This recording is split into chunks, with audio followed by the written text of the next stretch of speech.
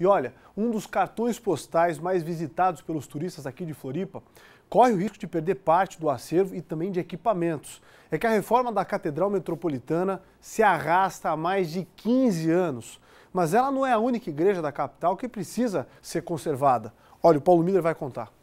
Projetada em 1748 para dar lugar à antiga capelinha construída na pequena vila de Nossa Senhora do Desterro, a Catedral Metropolitana de Florianópolis, como conhecemos hoje, passou por diversas reformas. A maior em 1922, coordenada por Dom Joaquim. A última começou em 2005 e nunca foi concluída. A igreja ficou fechada por 2 anos para a troca do telhado e do piso. Obras sacras foram restauradas e a catedral climatizada. 6 fases da restauração estão finalizadas, mas falta a 7ª e talvez a mais importante. Que se trata da recuperação desses portais, né? E porque são peças que vieram de Portugal numa época, né? Então esse chão da catedral precisa ser trabalhado, além desse arco cruzeiro que ficou aqui inacabado, né?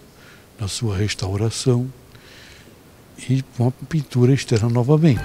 As portas do rebáculo estão sendo comidas pelos cupins, assim como o órgão de tubos. O órgão ele foi montado na Catedral Metropolitana de Florianópolis em 1913.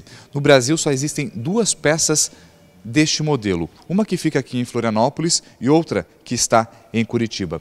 A última vez que o equipamento passou por uma manutenção foi em 1995. A gente vai abrir aqui, ó, que aqui tem uma etiqueta, ó, restaurada em 1995 para ampliação do novo sistema de tração elétrica e da nova cansola. Isso por um orgueiro de São Paulo. Recentemente, inclusive, houve um princípio de incêndio aqui nesse equipamento. Isso porque precisa ser feita a manutenção e a restauração para que essa peça não se perca com o tempo.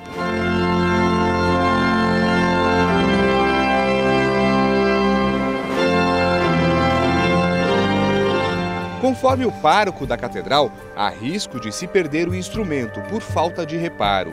Essas escadas estreitas nos levam aos sinos da igreja. São 7. Olha, a gente chegou agora numa parte da igreja que eu confesso que eu nunca tinha vindo. Olha só o cenário que a gente tem aqui. A gente consegue ver praticamente todo o centro de Florianópolis. E aqui ficam os sinos da igreja. E pelo menos 3 vezes por dia alguém tem que subir aqui para ver se a corrente do sino, ela não se soltou. Como aqui, ó, para ele poder tocar, porque o sino ainda toca, mas está precisando de reparos, até porque são sinos bastante antigos, que ainda são movidos a motor. Isso aqui precisa ser preservado aqui em Florianópolis. Ele não vai bater, né? Tem hora para ele, como meio-dia, bate 15 para as 6 e 6 horas da tarde. Aí nós temos que estar, pelo menos nesses horários, tem que estar atento para não acontecer de como está agora aqui, não bater, né? Se acaso o computador lá ele acionar, não vai bater. Porque a correia soltou, né? Porque caiu. Desde 2009, a parte externa da catedral não é pintada. Os efeitos do vento sul e da maré estão visíveis ao redor da igreja tombada pelo patrimônio histórico do município e do estado.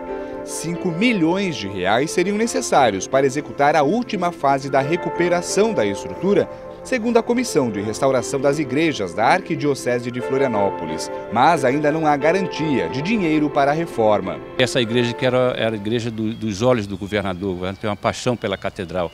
Então o governador Raimundo Colombo naquela época prometeu que, se eleito, ele concluiria a obra da catedral. É um compromisso dele e uma promessa que ele fez ao ex-governador Luiz Henrique, aqui na igreja, numa reunião que teve quando ele foi candidato a governador.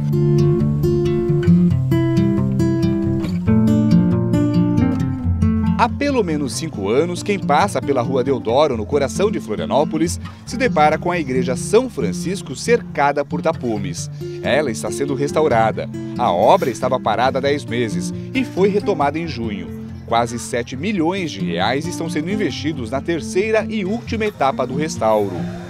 Já foram concluídos o restauro das fachadas, né, das alvenarias externas e internas, toda a parte de cobertura, forro, pisos e a parte de infraestrutura das instalações. Além disso, vai ser implantado também o circuito de visitação, né, possibilitando aí a população conhecer um pouco mais da história da igreja e dos seus utensílios. Além da parte estrutural, documentos históricos estão sendo tratados, conservados e armazenados de forma adequada para um futuro processo de restauração. São cuidados para evitar que a ação do tempo destrua registros contábeis de nascimentos, casamentos e óbitos. Valorizar e preservar a história é manter firme o alicerce do passado.